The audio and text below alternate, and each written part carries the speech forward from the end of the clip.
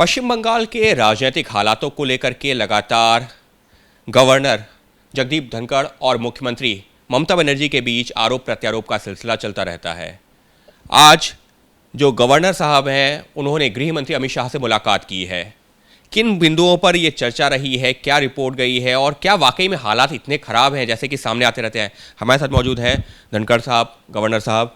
Sir, ABP news पर बहुत बहुत स्वागत है। सर, आज आपकी गृह मंत्री साहब से मुलाकात भी हुई है, करीबन 1 घंटे तक चर्चा हुई। कोई रिपोर्ट भी आपने सौंपी है हालातों को लेकर के? देखिए, देश के गृह मंत्री जी से राज्य के हालात के बारे में 1 घंटे से अधिक चर्चा मेरी हुई है। राज्य के हालात किसी से छिपे हुए नहीं हैं। प्रांत के हालात लगातार प्रजातांत्रिक व्यवस्था के लिए बड़ी चुनौती बने हुए हैं। पिछले काफ़ी महीनों से मैं मुख्यमंत्री और सरकार के आला अधिकारियों को आगाह करता रहा हूं कि आपकी कार्यशैली संविधान से दूर हटती जा रही है, रूल ऑफ लॉ के विपरीत है। राज्य का जो वातावरण है वो बहुत चिंताजनक है। राजनीतिक हिंसा अब हत्याओं में परिवर्तित हो गई है। कोई ऐसा दिन और सप्ताह नहीं जाता जब बर्बरता की कहानी राज्यपाल के कानों तक न पहुंची।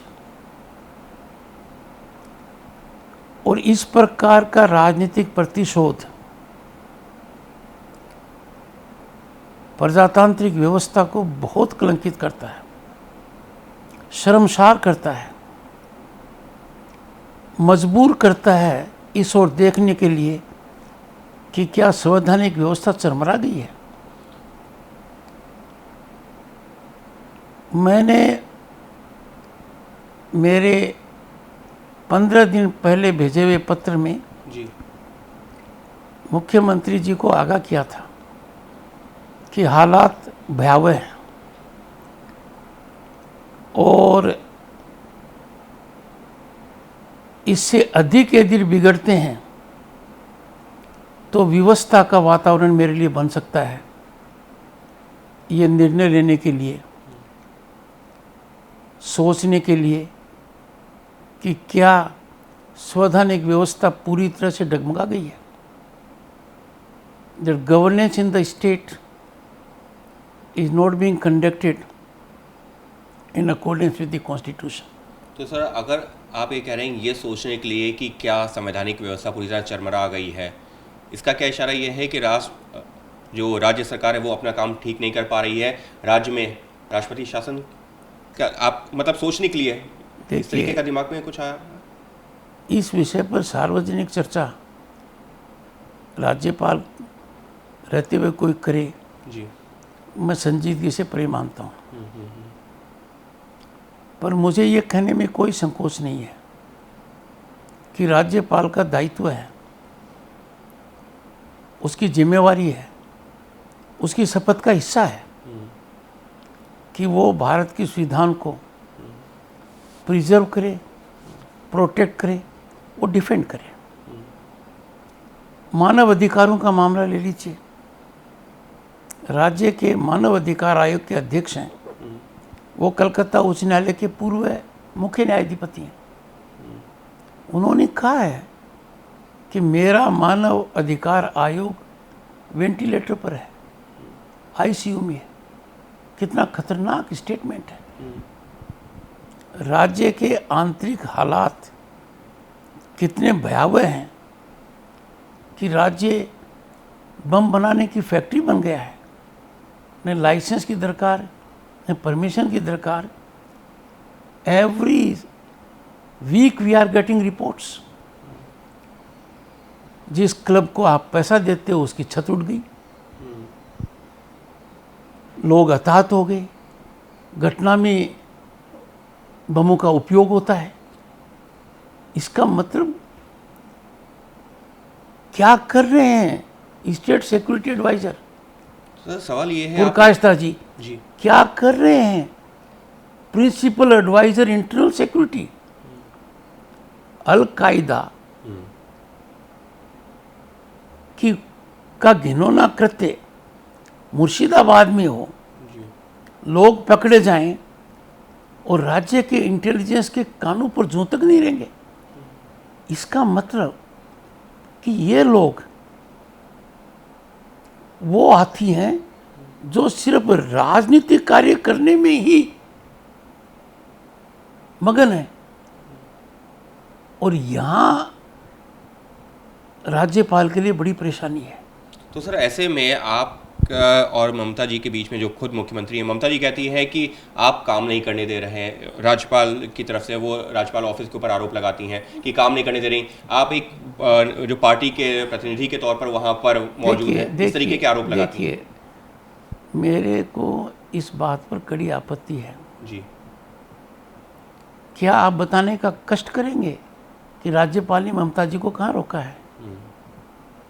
क्या कभी आप अपने मन को टटोलेंगे पत्रकार होने के नाते कि भाई राज्यपाल ने ममता का कौन सा काम रोका है? ये ममता जी के आरोप ममता बनर्जी के आरोप को मीडिया दिखाए, ये मैं मीडिया का डर मानता हूँ। मीडिया राज्यपाल से कुछ भी पूछ सकता है और आपका राज्यपाल प्रथम सेवक होने के नाते जवाब देगा, पर आप मुख्यमंत्री से नहीं पूछ सकती।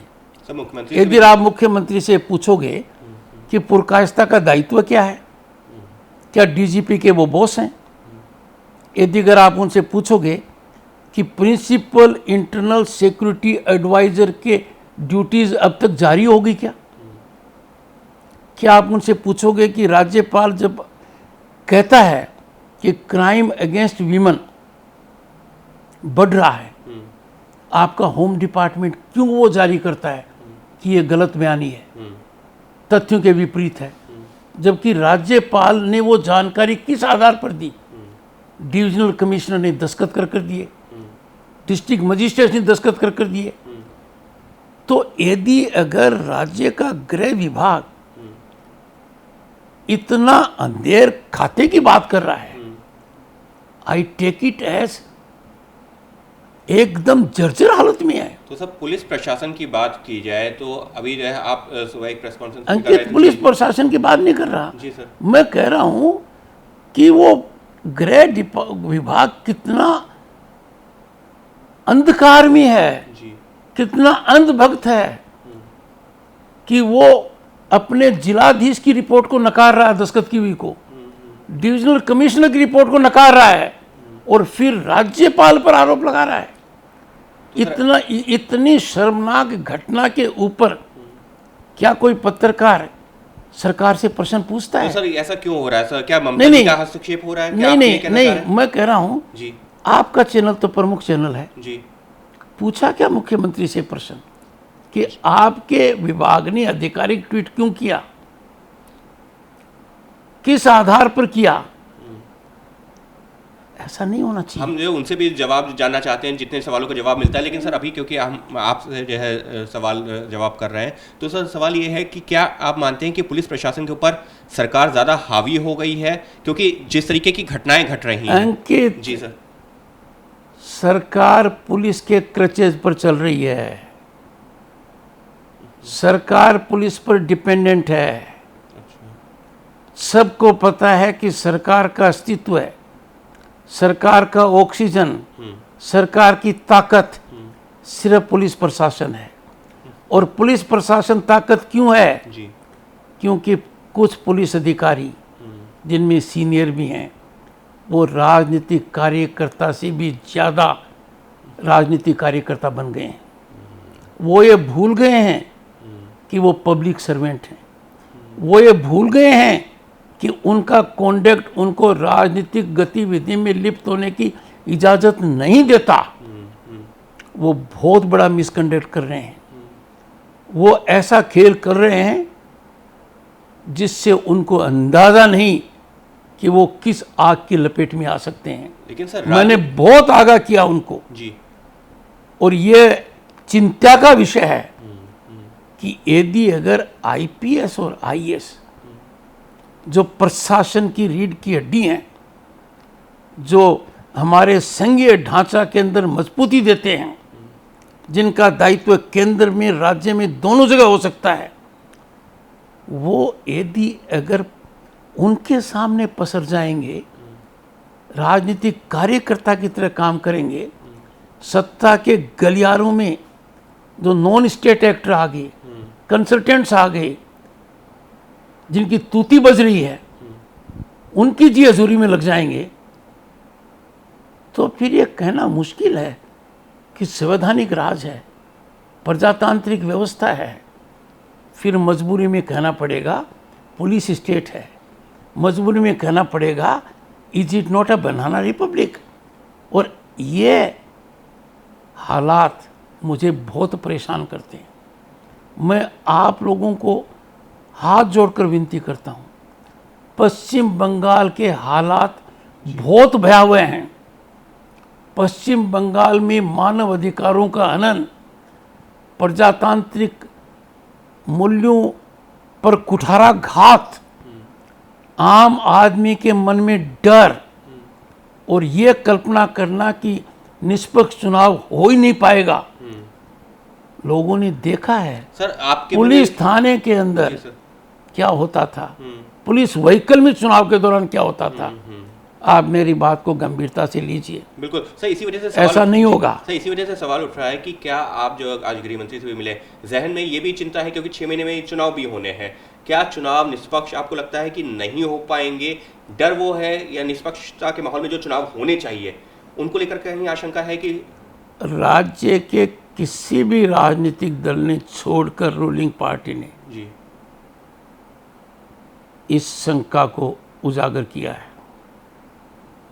उन्होंने ये कहा है कि निष्पक्ष चुनाव ही प्रजातंत्र को बचाएंगे और सरकारी तंत्र और रूलिंग पार्टी अभी से ताना बाना बुन रही है कि चुनाव निष्पक्ष न हो। ये पहली बार राज्य में 2 बातें हुई हैं जी जिसको आप नज़रअंदाज नहीं कर सकते। देश के किसी प्रांत में ये बात नहीं हुई है। वीडियो लेवल के अधिकारी पर नकेल डालने के लिए उसके एसीआर की चाबी मुख्यमंत्री के हाथ में कहीं देखी है आपने? देखिए। और मुख्यमंत्री थानेदार को पत्थर और मिठाई भेजे, मुझे आपत्ति नहीं है, पर पहली बार है। तो सर ऐसे में सवाल यही है कि आप कह रहे हैं कि निष्पक्ष चुनाव जो बाकी पार्टियां भी कह रही नहीं हो पाएंगे, तो सर क्योंकि आप एक संवैधानिक पद पर हैं, एक जिम्मेदारी अंकित जी सर, तो सर कैसे होंगे ऐसे माहौल में? नहीं, ये मेरा वादा है। जी सर, पश्चिम बंगाल में चुनाव निष्पक्ष होंगे, आग से कोई नहीं खेलेगा। जी कोई अधिकारी इस मुगालते में है कि वो इतना दुराचरण कर लेगा कि मैं राजनीतिक कार्यकर्ता की तरह काम करूंगा और तनख्वाह पब्लिक सर्वेंट की लूंगा, अब ये नहीं चलेगा। तो सर ऐसे माहौल में कैसे होंगे? क्या फिर वही सवाल घूम फिर के फिर से आता है, क्या राष्ट्रपति शासन के जब लगेगा उसके बाद में चुनाव करवाने का? हर हालत में होंगे, मतलब हर हालत में होंगे। उसके लिए सब विकल्प हमेशा रहने चाहिए। क्यों? यदि अगर निष्पक्ष चुनाव नहीं हुए, निर्भीक चुनाव नहीं हुए, चुनाव के बाद आदमी आश्वस्त नहीं हुआ कि मेरे पर कोई उल्टा असर नहीं पड़ेगा, तो फिर प्रजातांत्रिक व्यवस्था का मतलब नहीं है। बिल्कुल। लेकिन सर लोकसभा चुनावों के दौरान भी सेंट्रल फोर्सेस भी गई थी, लेकिन वहां पर हिंसा फिर भी हुई थी। हम लोग खुद वहां पर मौजूद थे। जी सर, पश्चिम बंगाल में चुनाव की खबर देश में हिंसा को लेकर ही होती है। बिल्कुल, हर फेज में हिंसा बढ़ती जाती है। बिल्कुल।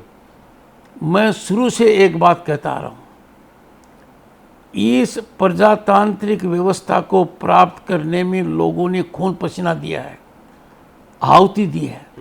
क्या आज के दिन इस प्रजातांत्रिक व्यवस्था को बचाने के लिए आम आदमी थोड़ी आहुति नहीं देगा? क्या आम आदमी प्रजातंत्र को पसंद नहीं करता है?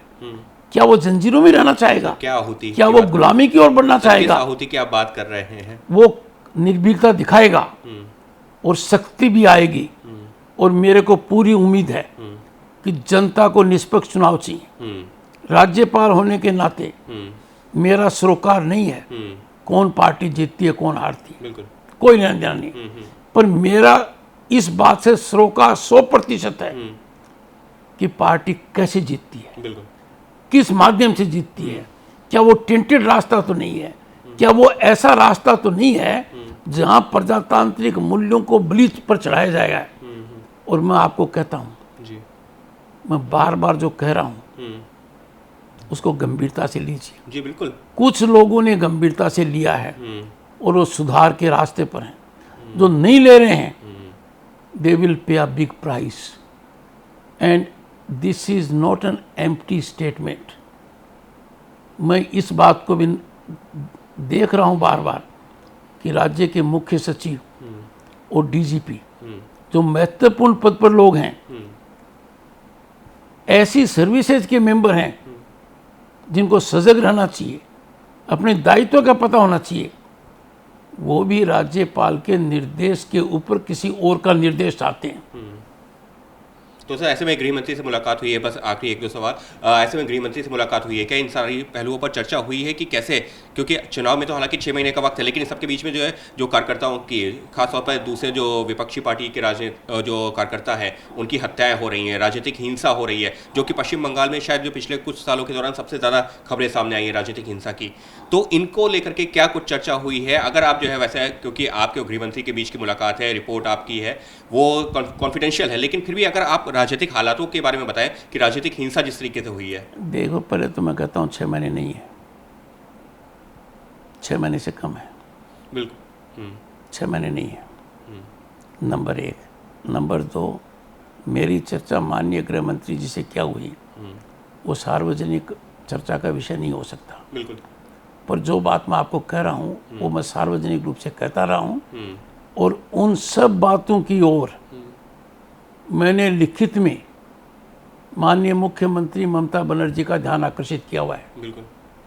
मैंने ममता बनर्जी का ध्यान ये आकर्षित किया हुआ है कि हवा में ये रिपोर्टें तैर रही हैं कि आपके लोग नवादा में जो बैठे हुए हैं वो राजनीतिक नेताओं को जघन्य अपराध में लिप्त करने की साजिश कर रहे हैं कि कुछ भी आ जाए, राजनीतिक रूप से फायदा लेने के लिए, राजनीतिक रोटी सेकने के लिए हमें कितना ही गलत लोगों को फंसाना पड़े। और तभी तो ये हाल है कि स्टेट सिक्योरिटी एडवाइजर होने के बाद, प्रिंसिपल एडवाइजर इंटर सिक्योरिटी होने के बाद उधर तो कोई ध्यान ही नहीं है। आज के दिन ये किसी से अंकित छिपा हुआ है क्या कि डीजीपी का बॉस कौन है? डीजीपी अकाउंटेबल मुख्यमंत्री को हो सकता है, होम सेक्रेटरी को हो सकता है, बट वो अकाउंटेबल कहाँ कहाँ है? मैं आप लोगों से गुजारिश करूँगा, आपके माध्यम से नेशनल मीडिया को करूँगा, पश्चिम बंगाल के हालात के बारे में मेहरबानी कर जानकारी प्राप्त कीजिए। Paschim Bangal is under severe neglect in national media. Paschim Bangal में जो बैरोमीटर डाउन है ह्यूमन राइट्स का, और जो टेम्परेचर पॉलिटिकल वायलेंस का है, वो आज के दिन देश के किसी भी कोने में नहीं है। कौन करवा रहा है? पॉलिटिकल वायलेंस में कहीं संरक्षण मिला हुआ है, क्या हो रहा है? क्योंकि आप गवर्नर हैं, आप हम लोग के सामने हैं, तो इस हिसाब से सवाल क्यों मीडिया देखिए ना, तो हम लोग को देख रहे हैं लगातार ऐसी खबरें आ रही हैं। नहीं, अपोजिशन वर्कर्स बिल्कुल आर अलोन टारगेट। आप ये देखिए, अपोजिशन का एमएलए हो, अपोजिशन का एमपी हो, पुलिस क्या करती है? प्रतिपक्ष के नेता ने, जो कांग्रेस पार्टी के हैं, मुख्यमंत्री को पत्र लिखा, फिर मुझे लिखा कि 55 साल के जीवन में एक ओसी ने मेरे से इस प्रकार की बदतमीजी और धमकी नहीं दी है। ये छोटा स्टेटमेंट है जिस पर मुख्यमंत्री उनको जवाब नहीं देती है। I take a very serious note of it. मैंने मुख्यमंत्री को लिखा इस बारे में, कोई जवाब नहीं है। सब बस एक आखिरी सवाल है सबके पर बीच। उसके पहले देखिए, जी सर, पहले मुख्यमंत्री ने किन को बचाने के लिए, कलकत्ता पुलिस कमिश्नर बिल्कुल राजीव कुमार को बचाने के लिए फिजिकल स्टैंड लिया था। बिल्कुल इस डीजीपी को बचाने के लिए लिखित में स्टैंड लिया है, और मनीष शुक्ला की हत्या उसके बाद हुई है, राज्यपाल के आगाह करने के बाद। एक डेड बॉडी का क्रीमेशन नहीं हो पा रहा है। हाई कोर्ट ने 2 बार कहा पोस्टमार्टम कराओ। किसको बचा रहे हैं? उनको जिन्होंने गलत काम किया है। अरे दूध का दूध पानी करने में आपको क्या दिक्कत है? पोस्टमार्टम 1 बार हो चाहे 20 बार हो, क्यों नहीं करना चाहते? 16 दिन हो गए हैं। हम एक धार्मिक रीति को समझते हैं, उस परिवार पर क्या गुजरती होगी। वो मेरे परिवार का सदस्य होता, आपका होता, एक एक सेकंड निकलना मुश्किल होता है। क्यों नहीं हो रहा है? कारण सरकार सिर्फ पुलिस बल पर टिकी हुई है। सरकार पुलिस के बिना आगे नहीं बढ़ पा रही है। Why can't media please appreciate? Sir लगातार ये खबरें हम लोग दिखाते भी हैं, लेकिन सर क्योंकि आपके पास भी वक्त सीमित है, सर बस एक आखिरी सवाल जानना चाहते हैं कि कोई भी राज्य होता है वहाँ पर संविधान कहा जाता है, संविधान सर्वोपरि पूरे देश के लिए, लोकतंत्र की बात होती है, लेकिन क्या वाकई में आप मानते हैं पश्चिम बंगाल में संविधान और लोकतंत्र बचा हुआ है? क्योंकि आप लगातार ये कहते रहे हैं कि नहीं, लेकिन क्योंकि आप एबीपी न्यूज़ से बातचीत कर रहे हैं तो आपसे जानना चाहता हूँ क्यों नहीं, क्या हुआ है? लोकतंत्र और संविधान क्यों खतरे में है? और क्या ऐसे हालातों में अगर लोकतंत्र और संविधान खतरे में है, क्या राज्य में राज्य सरकार का शासन रहना चाहिए, या फिर आपके दिमाग में फिर वही मैं घुमा फिरा के सवाल कि कहीं ऐसा लग रहा है कि राष्ट्रपति शासन लगे और उसके बाद में राज्य को आगे चुनाव की तरफ जाना चाहिए? लोकतंत्र राज्य में शर्मसार है। जो लोकतंत्र की पहचान है वो नदारद है, और ये बात हर कोई जानता है। हर कोई आतंकित है, परेशान है, पीड़ित है। मैं सरकार से गुजारिश करता हूँ, उम्मीद करता हूँ समय रहते हुए चेतेंगे, संविधान के अनुरूप काम करेंगे, रूल ऑफ लॉ से दूर नहीं हटेंगे, और जो बर्बरता का तांडव नृत्य हो रहा है उसको तुरंत बंद किया जाए। राजनीतिक प्रतिशोध की जो आग है, ज्वाला है, इसको बुझाया जाए। प्रजातांत्रिक मूल्यों को स्थापित किया जाए और नियमानुसार काम हो। पावर कॉरिडोर्स के अंदर टिड्डी दल की तरह जो लोग छा गए हैं और प्रशासन उनके लिए नतमस्तक है, उनको वहाँ से सैनिटाइज किया जाए। यदि अगर ये हालात नहीं सुधरते हैं तो मैं इतना कह सकता हूँ, भारत के संविधान में बड़ी ताकत है, और वो ताकत आम आदमी ने दी है। तभी तो भारत के संविधान का पहला सेंटेंस क्या है? We the people, we the people will decide. ये मेरा कहना है। Thank you so much. तो ये थे हमारे साथ में पश्चिम बंगाल के राज्यपाल धनखड़ साहब, जिनका साफ तौर पर ये कहना है कि पश्चिम बंगाल में ऐसे हालात बने हुए हैं जिसकी वजह से आम आदमी डरा हुआ है, जिसकी वजह से लगातार सवाल उठ रहे हैं, और खुद जिम्मेदारी मुख्यमंत्री की भी बनती है, क्योंकि ऐसा नहीं है कि मुख्यमंत्री उससे बच सकती हैं। मुख्यमंत्री का हालांकि सीधे तौर पर जो है नाम नहीं ले रहे हैं धनखड़ साहब, लेकिन उनका ये कहना है कि मुख्यमंत्री की जिम्मेदारी बनती है, और जिस तरीके से पुलिस प्रशासन और महकमा है उसको जिस तरीके से सपोर्ट किया जा रहा है मुख्यमंत्री के द्वारा और उनका सपोर्ट लिया जा रहा है, ये अच्छे हालात नहीं है। और इस सब के बीच में धनखड़ साहब ने साफ कर दिया है कि राज्य में जो चुनाव होने हैं, आगामी चुनाव होने हैं विधानसभा के, वो निष्पक्ष माहौल में होंगे, ये भरोसा दिलवाया है। और वो कैसे होंगे, उनका कहना है कि ये जल्द ही जो साफ हो जाएगा, लेकिन ये भरोसा दिला रहे हैं कि निष्पक्ष चुनाव होंगे और जल्द होंगे। कैमरा पर्सन डीसी मंजू के साथ Ankit Gupta, ABP News, Delhi. ABP News आपको रखे आगे।